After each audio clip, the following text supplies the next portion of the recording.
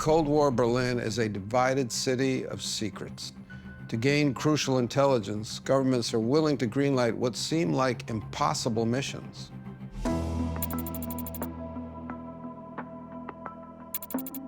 Berlin, during this time, you've got British, American, and Soviet spies all flocking to the city to try to get their hands on any sort of information that can give their country just a little bit of an edge. Berlin had become a vast network of underground communication channels with various agencies, various intelligence groups, trading information. It's a vast network. It's amazing. In 1954, the U.S. and Britain decide to collaborate on an audacious plan. The CIA with MI6 want to build a tunnel to tap into phone lines so that we could listen to what the East Germans were talking about.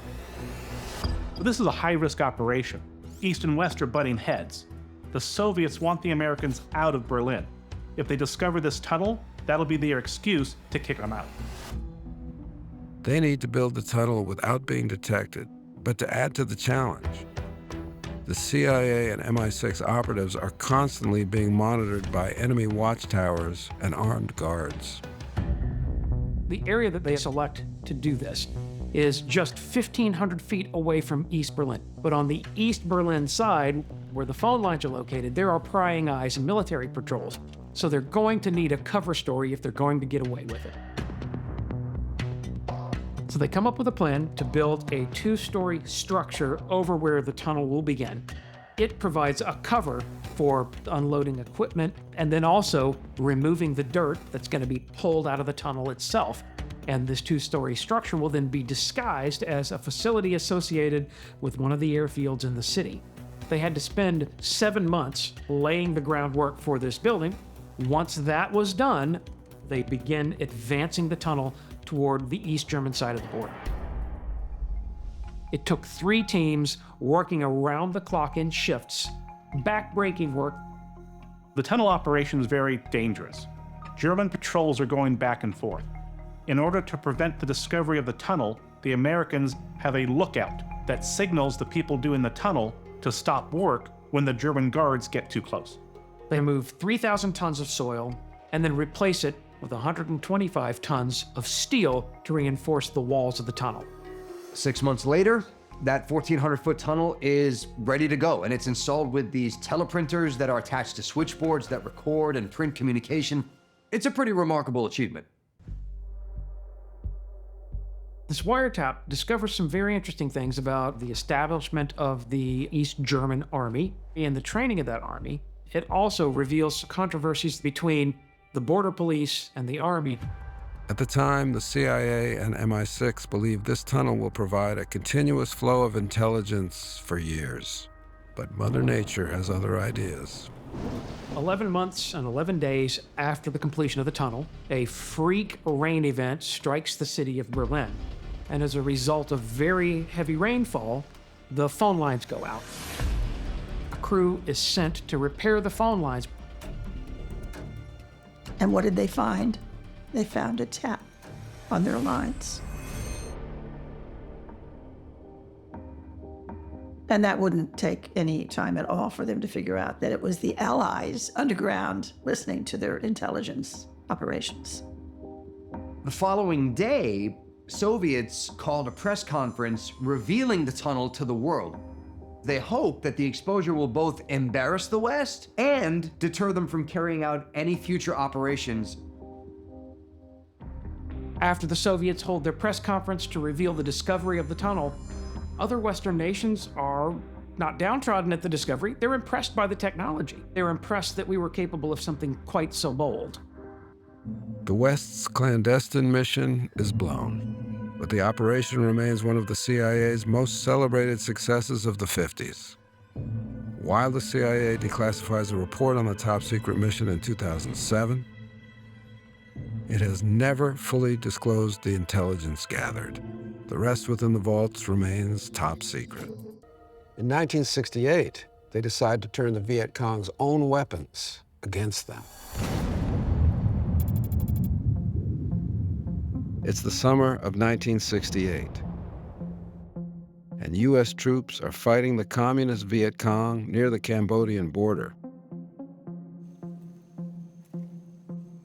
A North Vietnamese fighter takes deadly aim at a vulnerable GI on patrol.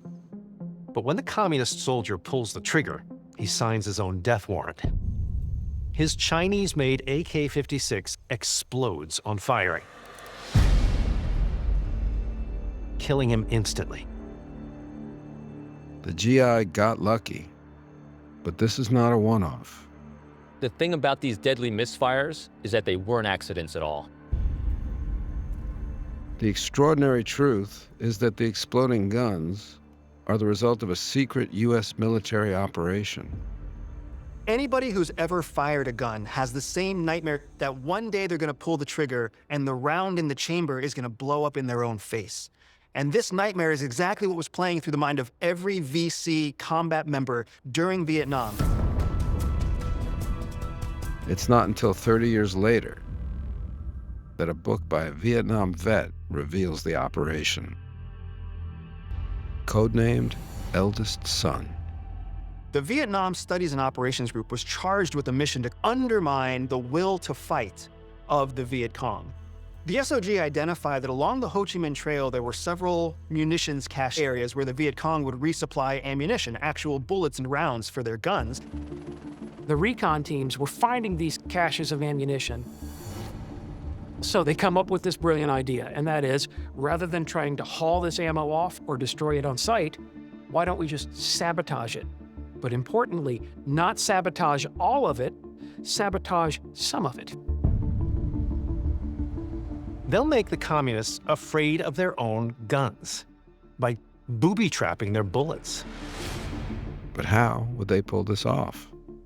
Sabotage is a very tricky business because it's part engineering and part espionage. And that's exactly what the SOG had to do to find a way to engineer a round that would explode but still look like other rounds. First, they refill the bullets with high explosive. But there's a problem. The most commonly available military-grade explosive at the time actually had a white color to it that did not match the gunpowder that was inside the round itself. If the communists investigate, they'll detect the fakes. So the SOG had to create a whole new different kind of explosive that had the same power but matched the color of black powder. The next challenge is how to get the sabotage bullets back in Viet Cong hands. SOG's Green Beret reconnaissance patrols come up with an ingenious solution. So the Viet Cong don't suspect sabotage. They make sure to load up only one phony bullet in each magazine or ammo can. We're not going to kill them one soldier at a time, one bullet at a time. What we're going to do is we're going to create psychological chaos among the enemy's ranks. And that's a pretty big win for a pretty low investment. In the 1950s, communist militias are battling U.S. influence across the Pacific. To gain an edge, American PSYOPs teams turn to mind games. The Philippines, early 1950s. The US-backed Filipino government is fighting an insurrection by guerrillas known as the Huk. The Huk Rebellion was a communist rebellion, and like others in Southeast Asia, it was seen as something that the United States had to conquer. The U.S. is on the defensive as Huk rebels, hidden in the dense forests, threaten to overrun nearby towns. But as the guerrillas prepare their next assault, these fierce fighters stumble across something unsettling. Early one morning, a group of devoted Huk rebels is moving through the jungle. What they find chills them to the bone. They find one of their missing soldiers lying dead. His body is completely drained of blood. There's no bullet wounds, there's no blade marks. Instead, there's just 2 small punctures in his neck. The reason why is revealed in a 1972 memoir written by a man involved in the conflict. Local CIA station chief, Edward Lansdale. Edward Lansdale is a firm proponent of the use of psychological warfare.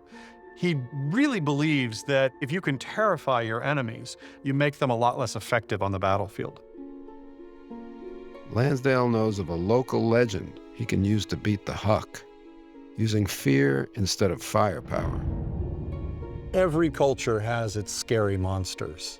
And in the case of the Philippines, one of the key monsters is the aswang.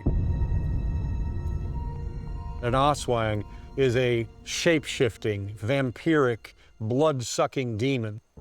Edward Lansdale wants to harness the local cultural beliefs, the fear around this sort of vampire, and use that to terrorize the people in the countryside.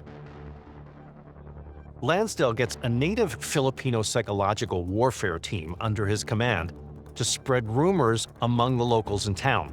They claim a terrifying vampiric aswang demon has been seen stalking the area. The word starts to reverberate throughout the community, and it scares people. Next, Lansdale ups the ante. Lansdale's psychological warfare team creeps into the jungle and sets up an ambush. It's very dark in the forest at night, so they have no problem hiding. When a Huck patrol comes along, they wait for the very last man and then grab him without making a sound. They kill him without leaving any marks on the body. Then they puncture his neck with 2 small puncture wounds. They hang it by its feet so that all of the blood will drain out through the wounds.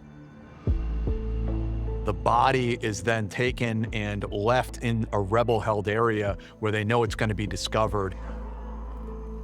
When the Hucks come back through the area, they find their comrade drained of blood.